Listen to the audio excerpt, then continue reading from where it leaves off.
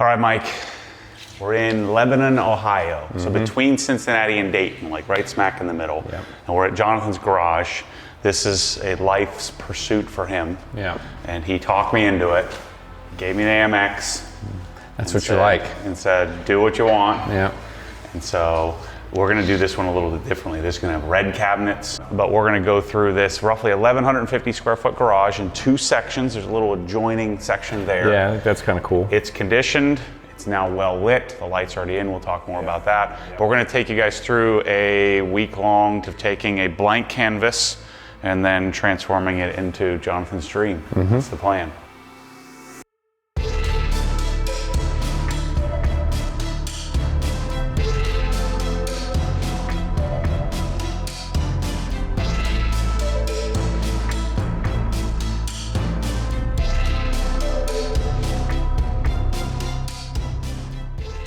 So this is the main garage. This is where the lift's gonna go. We got the Nussbaum lift here. Lift's gonna go Right here.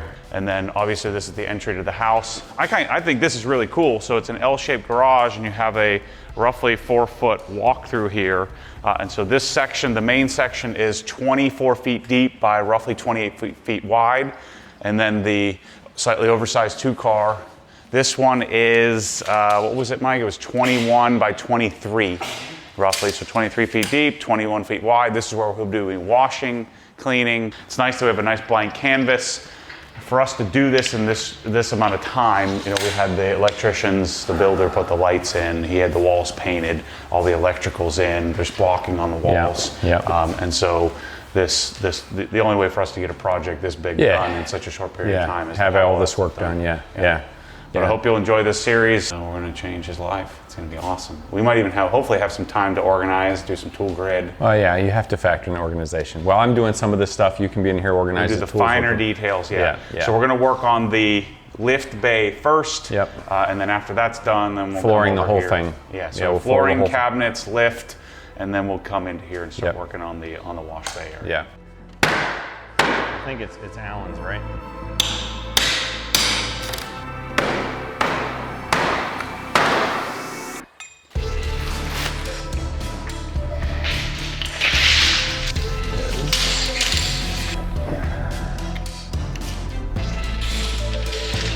Here to here we have 137.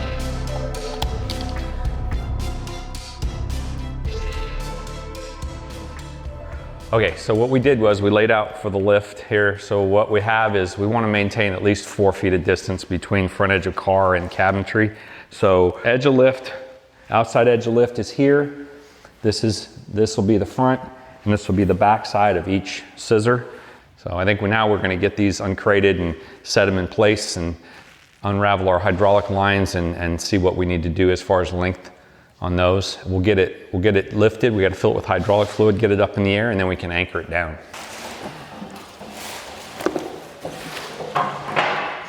So what we want to do is set it right here in the middle, and then we can, boom. Yeah, so it's going to go right here in the center here, and then we'll set one here and one there.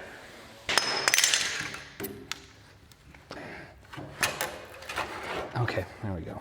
Once it goes, it's gonna go. There we go, all right. Now we can just...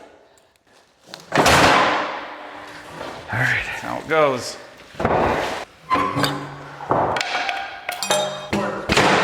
All of you guys coming out here, because I'm gonna struggle with this for days. Yeah, this edge to this edge of the tape. Yep, a little more. Oh, okay, now scoot. So now we need to be 32 between these. 31 3/4 to be exact.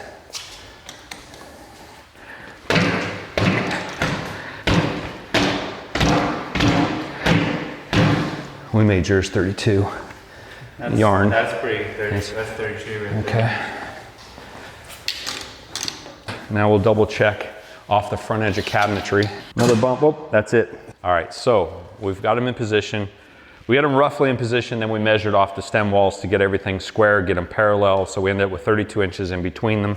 Now we're gonna just hot up the unit so we can power them, pressurize them, get them up in the air, and then we can wedge anchor them down to the concrete. And then we can start our cleanup and Swisstrax. And now these Nussbaums are German manufactured. For a while, like my Nussbaum, at HQ at the yarn building was an American manufactured with some German parts. This is fully Bosch submerged. The tank or the pump, what is it? The hydraulic pump is submerged in the oil tank, which makes it quieter, smoother. So this is full German made, German powder coated, and they ship them over here. And best lifts in the world, man. They're so good.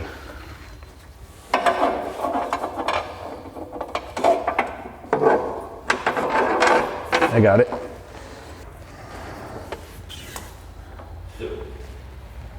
Yeah, it looks good. So it doesn't matter which one's which? No, because they're running parallel, so this is a drain that goes back to the center. I mean, the drain matters, but the left to right. Yes, no, it doesn't matter.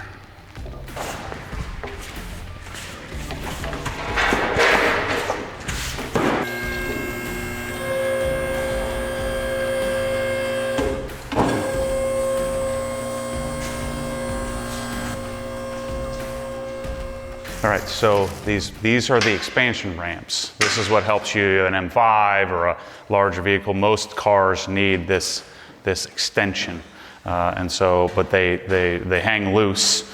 And so when you're normally set up, you got the little pin here, right? And so they'll hang loose like this. So if you have a smaller car that doesn't need, the extension, you're good, and then you can lock it in place. And then your ramps become much bigger. And so what we're gonna do is we're gonna put these on, set it in place, put it down on the ground, and then we're gonna get our approach ramps. Because when you have any kind of lowered sports car, this sits about 4 inches off the ground. We're gonna lose 3/4 from the Swisstrax, but when the tires are floating on the opposite sides of the lift, we need like a 2-inch extension so that the tires will sit. I'll show you what I'm talking about in a minute here. So these are the new Nussbaum ramps, and there are 1, 2, 3, 4, 5, 6, 7, 8, 9, 10 pieces. They do this so they can flat pack it and ship it in a couple of small boxes instead of these giant heavy ramps that needed to be freighted. And so when you drive your sports car up onto it and your tires are touching the concrete, and your pinch welds or your frame rails would be essentially, you could kind of high side the car and get it stuck on the lift. And so these ramps, they're made by, I think a manufacturer for Nussbaum in North Carolina. Byron sort of engineered or came up with this strategy where the cost to ship the ramps was almost as much as the ramps. And so now that they're able to be flat packed, just a little bit of assembly required. There's 24 bolts to go together. It took me about 2 minutes. I mean, not lie to you. It took me about 20 minutes to figure out how the first one went together, but now I get it. So there's a left and right side, and then there's these little frame pieces that structurally create the left to right rigidity. So all this kind of slides in together. This is all galvanized so it won't rust. The previous ramps were all welded one piece, but they had to be freighted on their own pallet.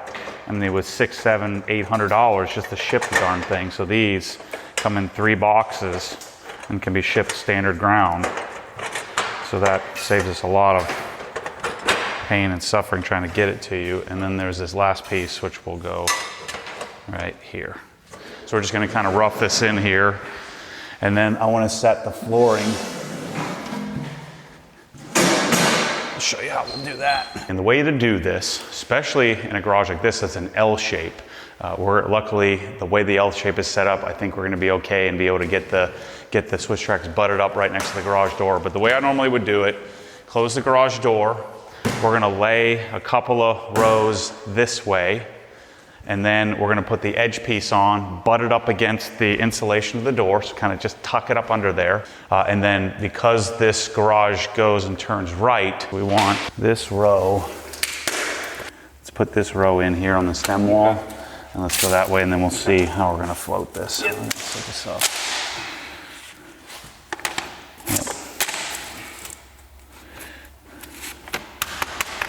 Yep. So I'll have to cut that.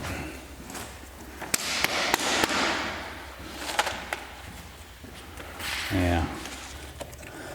And this is going to work out perfectly. Yep. Look at that. Nice. Okay, cool. Keep going. Keep going that way. You want to be able to be on the lift, and if you were going to do an exhaust on a Porsche, you just back end, Right, but exactly. yeah. So I say we come, what do you think, 18 inches forward? I'd say at least a foot. So where do we want our, so then I think our left would go here. Right? Yeah, I think so. Black, yep. Okay, cool. Yeah, so we moved this that way. Okay. It became evident when we put the Swisstrax, I'm like, this doesn't feel like enough space. So it's all wonk, so we just had to measure it. So we're coming 10 feet off the stem wall to this edge. So we'll have to remeasure. Okay, what we ended up doing is we laid the Swisstrax out next to the lift, and I found out that the garage is not quite square. So we're perfectly parallel with the face of the garage door, or the back side of the garage door, but when we came out here, we were a ½ an inch out of parallel with the lift, and I measured off the stem wall there, and it was parallel with that stem wall. The problem was this garage door and this back stem wall are not parallel. So we ended up cheating this over a ½ an inch, so when the lift's down, it'll sit parallel with the seams in the Swisstrax. So it looks better. Aesthetically, you'll never see a ½ inch out against the wall, but you'll certainly see if it's a half out against here. Yeah, and that's right. So we also brought John's car in here, set it in here, and we realized it was a little too far back, so we inched it forward. And now it's parallel, we're laying Swisstrax down. I'm gonna go ahead and drill all 12 holes, and we'll get it anchored down, and then we can also anchor the ramps down too, so we can cut Swisstrax around everything. So I'm gonna get drilling, Mike. You ready for a great noise? Yeah, all right.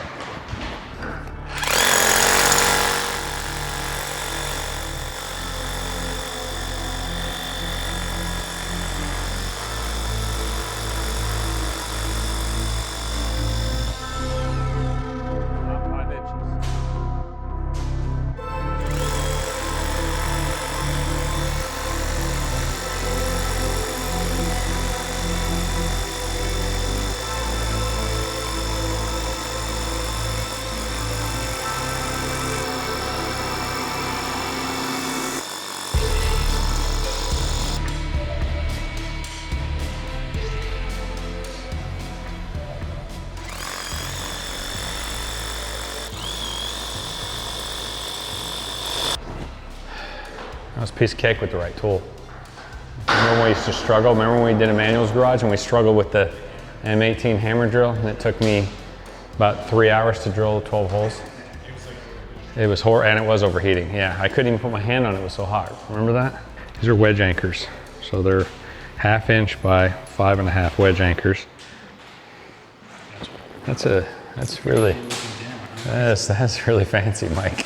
You're really spare no expense. So I'll show you. You want to have your nut on your bolt ahead of time. So that's the biggest tip. So because if you're really driving these home and you don't have the nut on yet, you can swell this top out. Even though it's chamfered at the top, you can swell it out so much that you can't get the nut on afterward. So you want to have the nut started. And you want to put it at about a depth where you think it'll just about drive home. So we should be about there.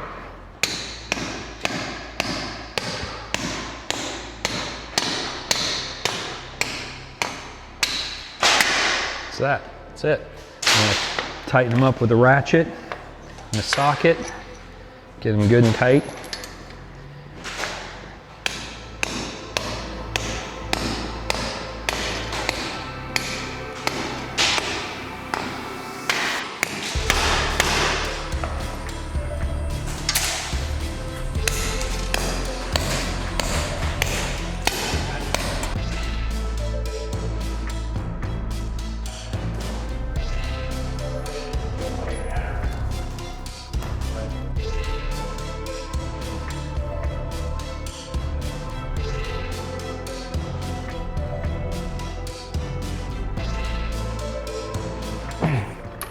Pretty tight. Yeah. So these are 5.5 inch anchors, and you can tell the thickness of the concrete by how much anchor is sticking out. So they pull up tight as soon as they hit the bottom side of the slab, and then come up to where the wedge engages in the concrete. So we're probably 4.25 inches, maybe 4 here. maybe 4.5 there. Hey Mike, are we announcing what we're gonna be doing here soon with another channel, Mike? Oh yeah, absolutely. Yeah, we should talk about that. So we're gonna do a build channel that's heavy on builds, and you'll be heading that project up, Mike. We haven't officially named it, right? We'll try to get you on there, Mike. All right. We should. It would be good to swap roles for a day, where you work and I film. Although, judging by your hammering, probably I shouldn't film either. I'm sure my cinematography would be less than desirable. Shaky camera. Right, yeah, overexposed, whatever you were. Yeah. Well, anyway. Safety? Yeah. Oh. Safety's for babies.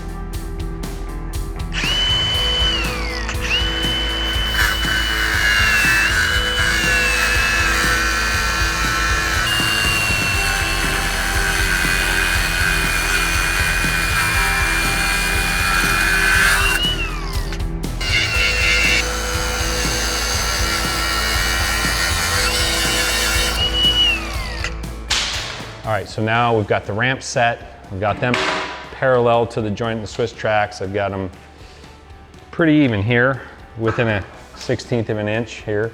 So now I'm just using 1/4 inch by 2 1/4 wedge anchors. So typically I wouldn't want them this long. They sell them 1 3/4, but Depot was out of stock in that length, so we're using these. And then we'll just get them in and then snip them off top of stud or top of nut, just like we did with the other anchors. That way they're as flush as they can be. So I've got 4 on each, so 16 of them to do. You ready, Mike? All right, I'm gonna make some shrieking noise.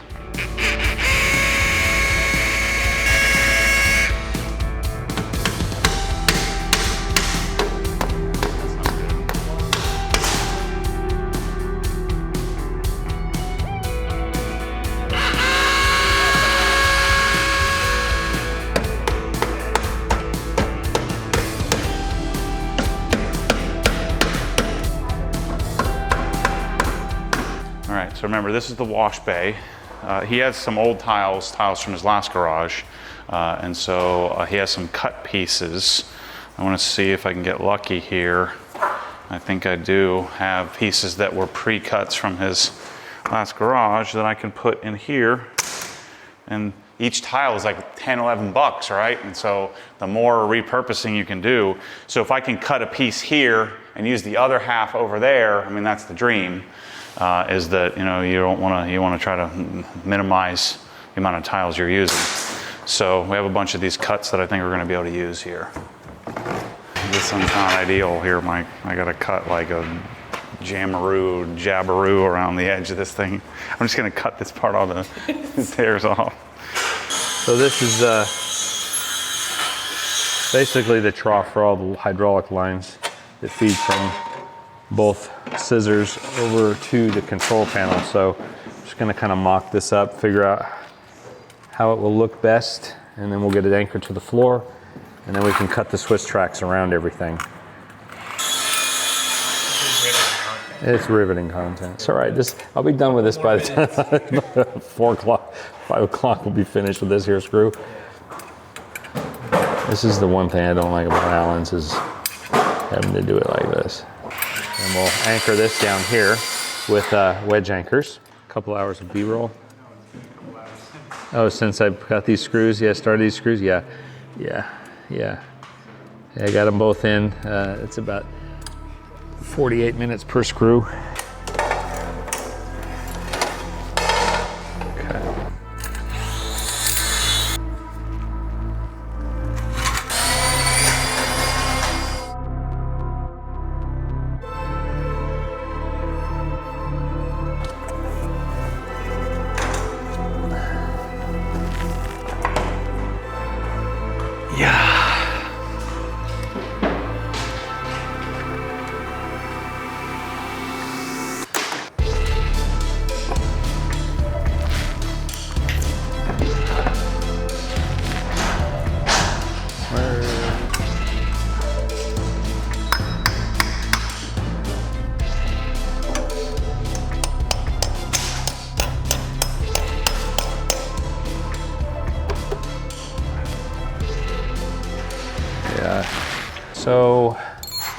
because the lines are just long enough to go this way, and if this is offset, not otherwise it would be a straight shot here, this would work, you know, right here.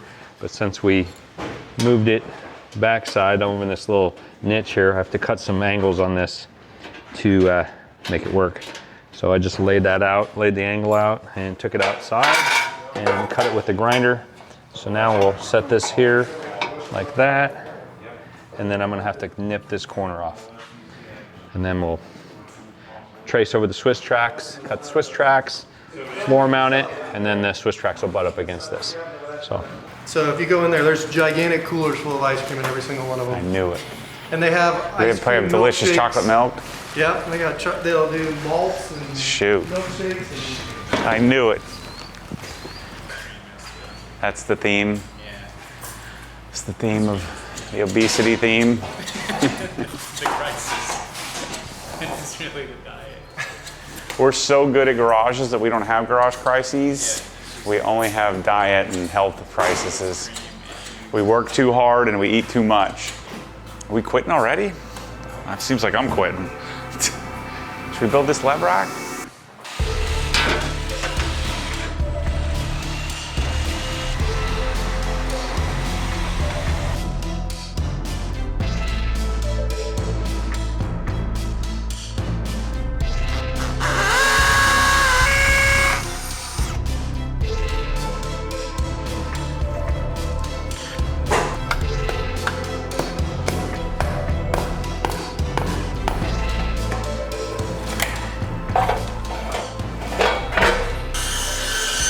It. Now, gotta do the electrical. So we got all this extra cord we'll get rid of. Yep. Yeah, cut parallel with the wire, not perpendicular. When you're slicing a cord jacket.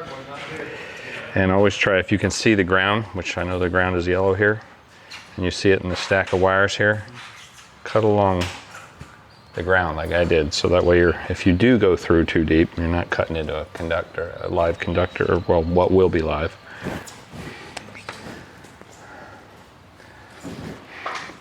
It's a tip for you, Mike. You know? Yeah, we've shown this a few times. So I always do ground first. Ground goes in green. If this was 120 volt, there'd be a silver and a gold. But since this is 240, it's two golds. So you can take your pick. Brown can go in either one. Blue can go in either one. Notice I'm using a Wera screwdriver. Available at obsessedgarage.com. Basic, advanced, ultimate. Yes, correct. Basic, advanced. You might not want to look at the ultimate. It might scare you away. Go to basic But what first. it'll do is it'll make you realize that the basic is a bargain. Yeah. You know. How much does the ultimate? It's actually A couple of dollars. Couple bucks. The screwdriver kit's actually one of the cheapest. Yeah, it's only like $8,000. It's not. No, I think it's like 800 bucks or something like that. Yeah, That's yeah. not really that bad, actually. Yeah. Spend way more than that in chunks on the Snap-on truck. People get real mad at you, like, what do you need so many screwdrivers? Well, you clearly don't. You only need one. But I like having a lot of them. Well, Looks cool. You need more than one. It's cool. It's fun. Looks great. When you use them, you got your pick of the litter. Well, you might need a PZ, you might need a PH. Yep. Depends whether you have, there we have screwdrivers that are stainless. Might have some stainless So you fasteners. don't do Yeah. stainless, transfer your carbon steel into your stainless fastener. Yep. There's actually operations where that's necessary. Yep. You got your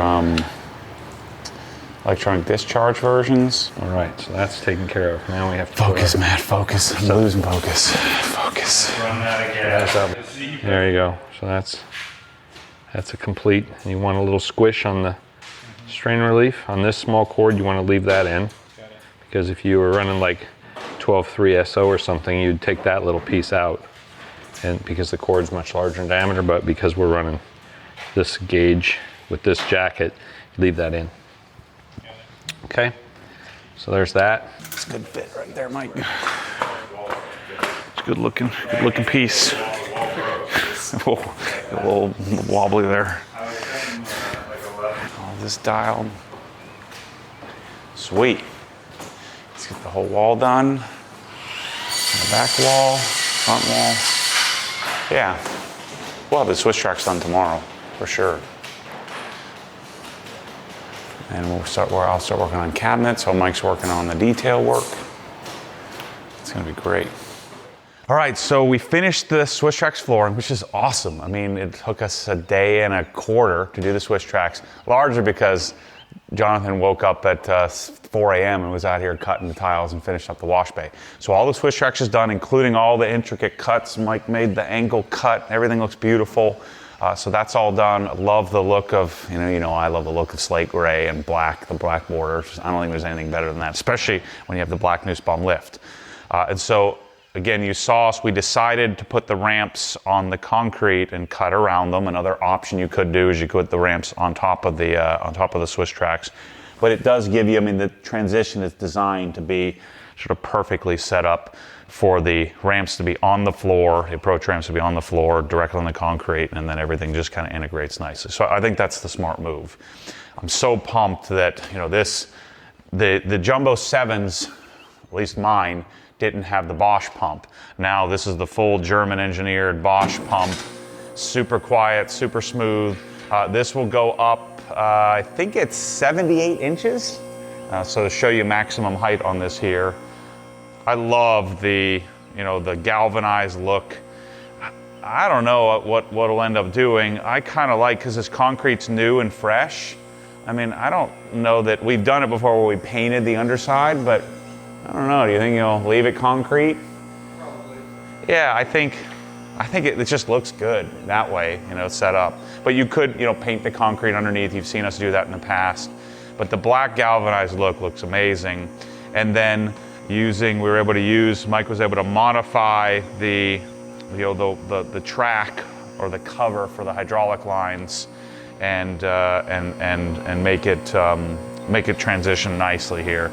We have nice ingress, egress when the car's parked on the lift. And then because we have the approach ramps, the nice thing is you can just park the car on here 24/7, doesn't matter. Check this out, this is so cool. So I'm 6'2", and so remember, your car's gonna have a block on it as well. And so the block will sit, another 2 inches or so. And so, I'm able to walk under the lift, because we mount it on the floor. This is a common misconception. You can do essentially everything that you can do on a 2-post lift without the beams being on the side, and it's a much simpler install, except for maybe some brake lines on some classic cars and stuff like that. You could drop an engine. You can do pretty much anything you need to do.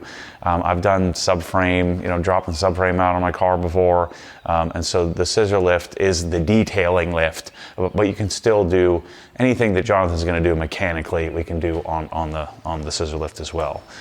And so I can say that this is like, Mike, this is fully done, fully wrapped, fully complete project, fully functional, will last decades. And so the next video in the series, you can see we already, this is Matt being impatient. I couldn't help but to look at the red cabinets, but we got the cabinets unboxed. The next part of this series will be to start digging into the Rousseau array, the lev rack, and some of the minute details that'll come in further episodes. So thanks for watching. I'm pumped for Jonathan in his garage here. This is what dreams are made of, man. This is just incredible. So thanks for watching, and we'll see you on the next one.